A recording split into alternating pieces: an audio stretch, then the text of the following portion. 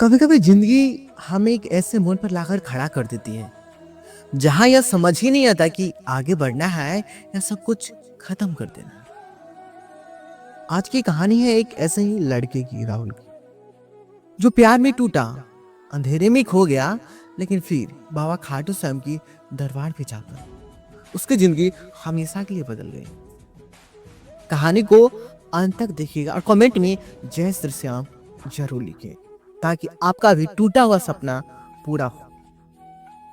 राहुल की उम्र उस मोड़ पर थी जहां उम्मीदों और हकीकतों के बीच का फासला सबसे दर्दनाक महसूस होता है। वो एक छोटा सा शहर मथुरा से सटी कस्बा में पला बढ़ा था। बचपन से ही सरल, मेहनती और सपनों से भरा। उसने इंजीनियरिंग की पढ़ाई पूरी की और एक छोटी आईटी कंपनी में नौकरी शुरू कर दी। वहां उसकी मुलाकात हुई आलिया से। मुस्कान में सादगी और आंखों में कुछ अनसुलझा सा भी। दोनों की बातें धीरे धीरे गहरी हो गई।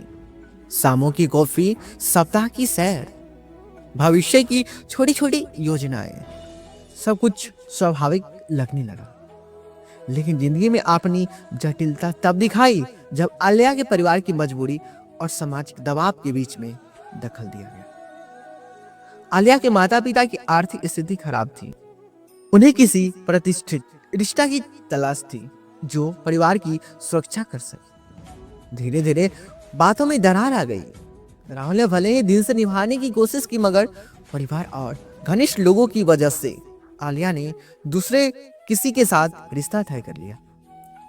खबर सुनते ही राहुल का अंदर का संसार टूट गया, जैसे किसी ने उसकी सांसों के रास्ते बंद कर दिए हैं। टूटने के बाद राहुल ने खुद को खोया हुआ पाया। सुबह उठना मुश्किल, खाने का मन नहीं, काम में मन ही नहीं, दोस्तों से दूरी, मोबाइल पर अनगिनत रिकॉर्डिंग और यादों का बार बार दोहराना, सब कुछ उसके जिंदगी को धीमे धीमे खोखला कर रहा था। रातों में वो सोचता, क्यों जियो, क्या जीने का कोई मतलब रह गया? ये नहीं कि उसे नजर नहीं आ रहा था कि मौत क्या है, पर निदान का डर, परिवार पर पड़ने वाला बोझ, हर चीज उसे उलझा रही थी। राहुल के मन में आत्महत्या के कई तरीके आते। ट्रेन की पटरी, नदी में तैरना, दवा ज्यादा खाना। उसने उन पलों को सोचा कि शायद सब कुछ खत्म कर देना ही आसान होगा, मगर हर बार वह कुछ अदृश्य वजह से थम जाता। कभी आलिया की स्मृति, कभी माँ के चेहरे की चिंता। हाँ, और टूट चुका था, पर कहीं ना कहीं उम्मीद की एक नरों की बूंद थी जो उसकी रूह में जिंदा थी। एक रात जब दर्द बहुत ज्यादा था, राहुल की माँ ने कमरे में आकर कहा, बेटा, तेरे नाना हमेशा कहते थे जब दिल भारी हो खाटू श्याम के दरबार पर जाकर मांगो। बाबा साहब सुनते हैं। राहुल ने पहले लौटकर नकार किया, पर मां की आंखों में जो दया और विश्वास था, उसने उसके भीतर की टूटन पर थपकी। राहुल खुद को समझाने लगा, क्या मैं खुद पर विश्वास कर सकता हूँ? क्या किसी बाबा के दर्शन मेरे जीवन को बदल देंगे? उसे यह सब थोड़ा तुच्छ लगा, पर माँ की मजबूरी, नाना की याद और खुद के अंदर की खाली जगह ने उसे तय करवा दिया कि वह कम से कम कोशिश तो करेगा। अगले ही दिन राहुल ने छुट्टी ली और खाटू श्याम की यात्रा पर निकल पड़ा। राह लंबी थी, ट्रेन, बस, फिर पैदल, पर हर कदम उसके लिए पीड़ा के साथ साथ उम्मीद भी थी। शायद पहली बार उसने अपने आंसुओं को खोलकर रोका नहीं, उन्हें उसने हमेशा छुपाए रखा। यात्रा में अलग अलग लोगों से मुलाकात हुई। एक बूढ़ा माली जो अपनी बीवी की याद दिला रहा, एक किशोरी जो मंदिर की घंटियों से डरती थी। हर चेहरे राहुल के भीतर दर्द को कुछ आसान कर रहा था। खाटू श्याम का मंदिर दर्पण सा था और भीड़ में अलग सा ठहराव रखता था। मंदिर का वातावरण, भजन, भक्तों की आवाज, हर चीज राहुल के भीतर अजीब सुकून भर रही थी। बड़े बड़े चित्रों, झुमरों और तेल की खुशबू में अचानक सब कुछ धीमा हो गया। उसने देखा कि लोग मन की मुराद मांग रहे हैं, किसी को नौकरी की चाहत, किसी को बच्चे की दुआ, किसी को बीमार माँ की सेहत की कामना। राहुल को लगा मेरा दर्द तो अलग ही तरह का है, पर जब उसने अपने हाथ जोड़कर बाबा से कहा, बाबा मेरी राह दिखाओ, तो एक अजब सा हल्कापन आया, जैसे किसी ने बोझ हल्का कर दिया हो। मंदिर में बैठे बैठे राहुल ने खुद से बातें करनी शुरू कर दी। उसने खुद से कहा कि उसने बहुत से फैसले बिना समझे किए, दबाव में आकर चीजों को टाल दिया। उसने अपने सपने, अपने छोटे छोटे लक्ष्य और उम्मीदों को टाल दिया, क्योंकि वह एक ही रिश्ते पर अपनी सारी पहचान थोपने लगा था। बाबा के सामने बैठे हुए राहुल ने खुद से वादा किया, अगर तुमने मुझे सच्चा रास्ता दिखाया तो मैं मेहनत करूंगा, अपने आप को बदलूंगा और किसी पर निर्भर नहीं रहूंगा। विनती करते हुए उसने मंदिर की घंटी भी बजाई और कुछ पुण्य दिलाने वाले प्रसाद लिए। उसके मन में जैसे कोई नई किरण दौड़ी, यह विश्वास की चाहे कुछ भी हो, उसका जीवन अब सिर्फ टूटन की किताब नहीं रहेगी। वापसी में राहुल ने तय किया कि वह छोटे छोटे कदम उठाएगा। उसने सुबह जल्दी उठना शुरू किया, आधा घंटा ध्यान और प्रार्थना की, न कि अंधविश्वास से बल्कि मानसिक शांति के लिए। उसने अपने पुराने दोस्तों से फिर संपर्क किया और काम पर लौटने पर उसने खुद को छोटे छोटे लक्ष्य दिए। रोज एक नया कौशल सीखना, किताब पढ़ना और व्यायाम करना।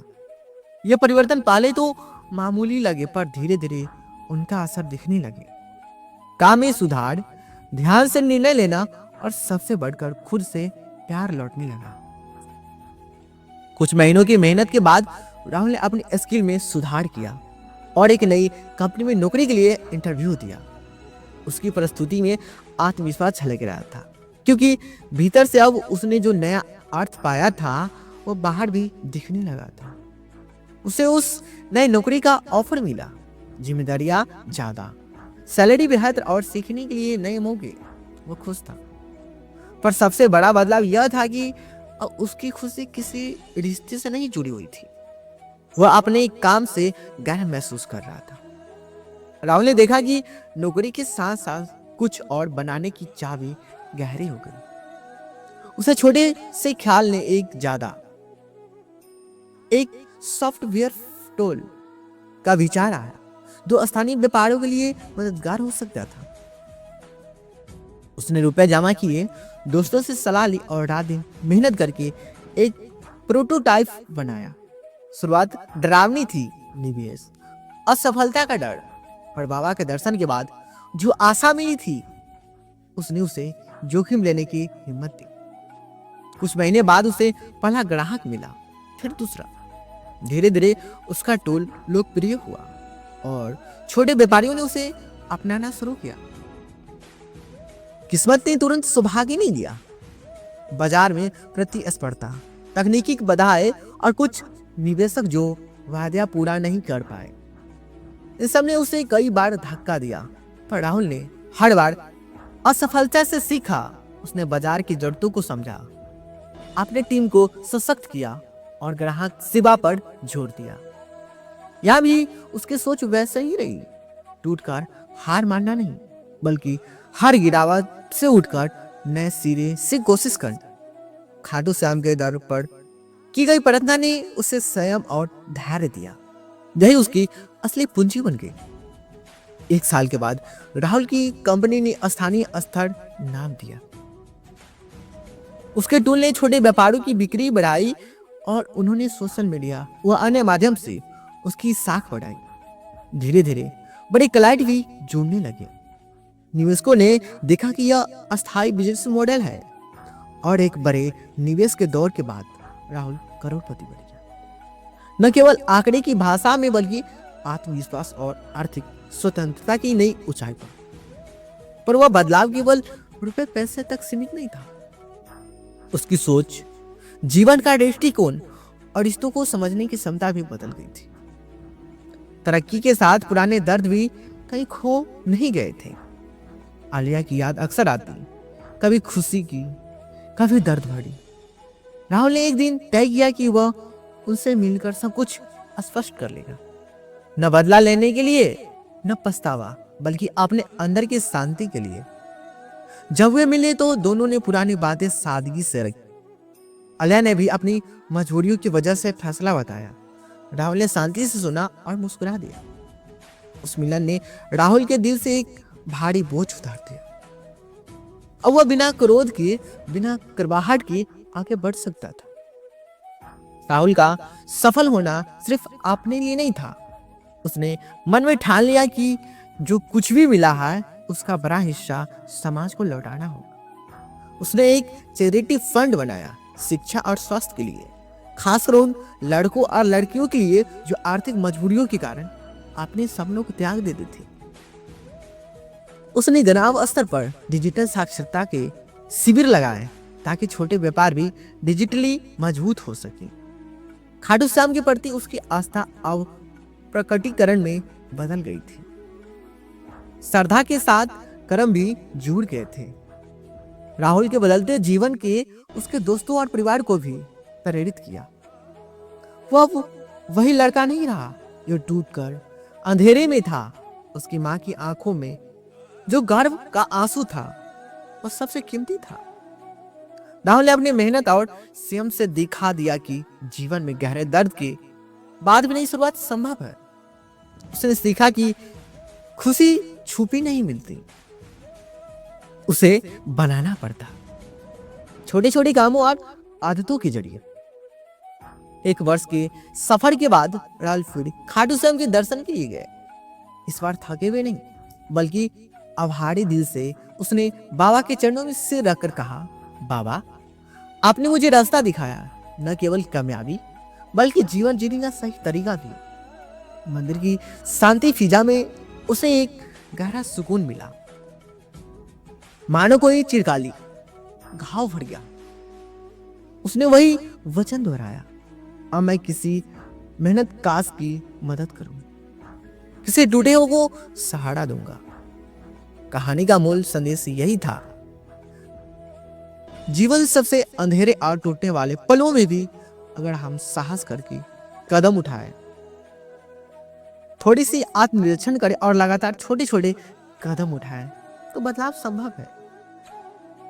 राहुल ने यह सीखा कि भले ही किसी बाबा, किसी धर्म या किसी व्यक्ति से प्रेरणा मिले, असली काम का प्रेरणा तो कर्म में बदलने का।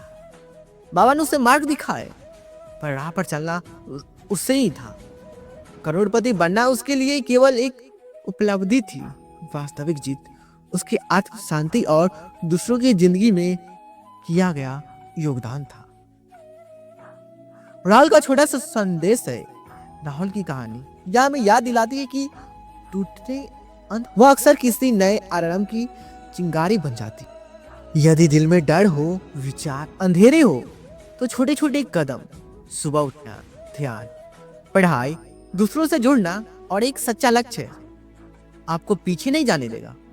और अगर किसी विश्वास, धार्मिक स्तर या किसी गुरु से उम्मीद मिलती है तो वो उम्मीद एक शुरुआत है, पर चलना आप ही को है। दोस्तों, कहानी कैसा लगा कमेंट में जरूर बताइएगा। जय श्री श्याम बाबा।